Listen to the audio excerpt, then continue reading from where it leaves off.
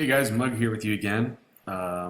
Just to follow up from our last video. Last video was just a really basic instruction on how to open up a document and change some of the default settings here when you open up a new document in Photoshop CC. So this is where we left off last time. We have a blank canvas here, and even though it looks like we have white and gray checkerboard on here, the checkerboard is actually Photoshop's way of telling us that it's blank, that there are no pixels there. So for those of you who are brand new, this looks like we have a design already, but we actually don't. So when today's lesson, we're just going to look at how to navigate around the screen, where everything is, where to find your tools, because you have to know how to get around in order to be successful in Photoshop. So I could show you how to use the paintbrush and show you all these tools right away, but I want to make sure that you understand where everything is. So at the top of our screen, we have our menu bar here. Like in the last video, I explained there's File, Edit, Image, Layer, Type, Select, Filter, 3D View, Window, and Help. And it's for each lesson, we're going to look at different parts and different ways we can use these drop-down menus. For today, we are going to start by looking at Window, okay? Because I want to make sure you guys understand how to arrange your workspace. And let's just say, you're working in a lab environment where a student was in there before you, or maybe you accidentally closed a window you didn't mean to close, and so you're kind of worried or freaking out that you don't see what you saw when you opened the document, or you can't find that window that you had open a few minutes ago, or even the last time that you worked on a document. When my students are working in the lab environment, working at 5 different class periods and many students working on the same machine, things get moved around. And so sometimes I get students that are worried about where the windows went. So we're going to go up here to where it says Window at the top of our screen. And we can choose a way to arrange our windows, which I'm not going to go over right now. This is a basic setup here, but we can also go to Workspace. And the Workspace is what I'm most concerned about. The default, you'll see here, it says Essentials. And when you open up a new document in Photoshop, again, like our first window that we saw in the last video, which was just how to open up a document, how to say what size you want and all that. Once we get in here, we can set up our workspace to be more, I would say, digitally ergonomic. That would be a good way to describe it. So that we have the correct windows and the correct menus and tools open for our specific purpose. So if your purpose for being in Photoshop is to make something in 3D, well, if you click on 3D, you'll see that everything kind of shifts around.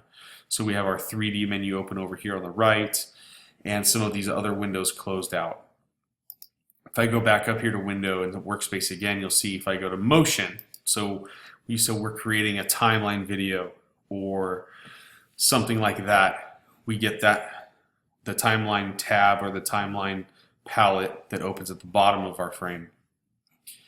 And if we go to Painting, which is what kind of a lot of people prefer to use. I actually like using Essentials only because I'm used to it, and working with so many different types of students, that's usually the best way to go. But you'll see here now we have things on the right hand side that kind of look like brushes, and we also have a wider range of colors that are right here available to us on our swatches panel. So I'm going to use some vocabulary today that is common, that I'm going to use as we move on with these lessons. So swatches are different types of colors, and so those are the type of things that pop up when you say you're going to be painting. And I can also go to photography. When I do photography, we get history tool here at the top, and we also get the actions, where let's say you have a whole bunch of photos and maybe hundreds of photos on a camera, and you're going to bring them in and you want to edit them all in a very similar way, right? That's what actions are for. And so you'll see here that there's just a lot of ways that we can set up this workspace depending on what our specific purpose is. When you click on typography, we get the glyphs window, and glyphs are different characters that are created in different type settings. For us, so anyway, back to my point. So my point is, if you open up Photoshop and you're not familiar with what it looks like, making sure that the workspace is set up the way you like it. A lot of people prefer Essentials, and so if you're ever lost, you can always go back up here and go to Essentials. And even if you move some of these windows around, things are hidden, things are closed, and you'll see here I'm just going to kind of mess with the screen and close some things and move some stuff around. And a lot of students tell me, I don't know where my layers are.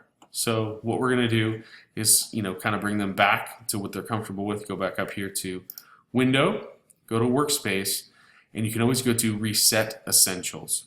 And that just happens to be whatever setting, user interface or workspace you're on. It'll reset whichever one you're on. So I'm going to reset Essentials.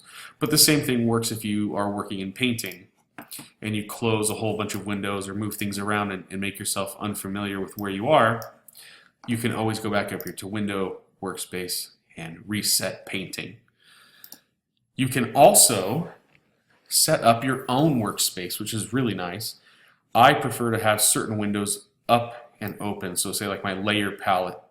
And again, all these windows, you can just grab these tabs as if they were folders, and you can drag them around. You can go to the bottom right corner, or actually any of the sides or corners, change the size of that particular window. So for me, I like having a nice big layer palette.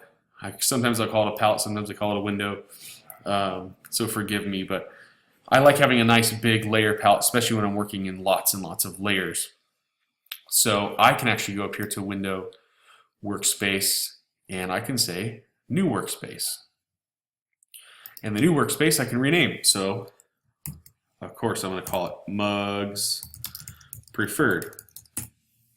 So that's the one that I prefer here. And you can also choose, it says panel locations will be saved in this workspace. Keyboard shortcuts and menus are optional. So if I want to keep certain keyboard shortcuts and menus, I can also click on those and make sure that those are saved as well. We'll save that for another day when we look at preferences.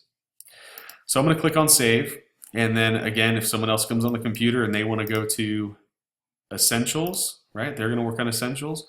And if I come back here and I want to work in my Preferred, I'm going to click here on Mug Preferred, and that's going to bring back all the windows that I like. So again, for those of you working in a lab setting, like most of the people that are going to be watching these videos are going to be in a lab setting, you can always set up your own preferred workspace. But you can also just go back to the Essentials or to any one of the other options here, and you can reset it. So in our Essentials window here, let's just start there. So again, click on Essentials, go to Reset Essentials, make sure everything's in its place, and we're going to be consistent here.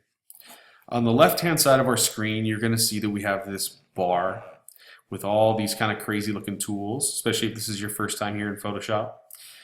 And you're probably not familiar with most of them.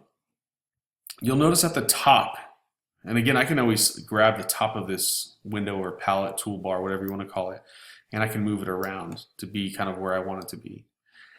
And I can also click on where these double arrows are, and if I click on there, it'll turn this single column of tools into a double column, which is actually a little bit shorter. I have been working with a single column of tools for so long now that that's kind of the way that I prefer to do it.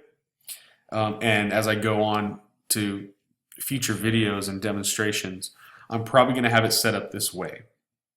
So you may prefer working with a the double row of tools. However, the single row is what I'm going to be working with.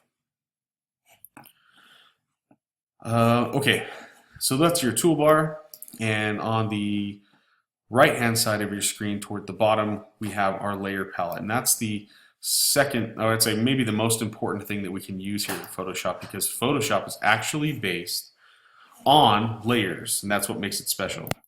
So that's actually what makes Photoshop, is the fact that you can have layers, and the layer palette just means that you can have multiple images or even multiple pieces, and you can brush on them separately. So you're not just painting on one canvas. Imagine if you had a whole bunch of transparent or transparency sheets or transparent plastics, and you could paint on them in any fashion that you want, and then you overlay them, and you're going to be able to see through some of them. You're not going to be able to see through others.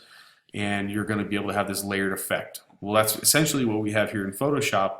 So we have that concept here digitally. So that's our next most important feature here in Photoshop, are the layers. And that's it for today's lesson, is just kind of navigating ourselves around, looking at some of the options and ways to customize our workspace in a way that we like. So please stay tuned. See you on the next video.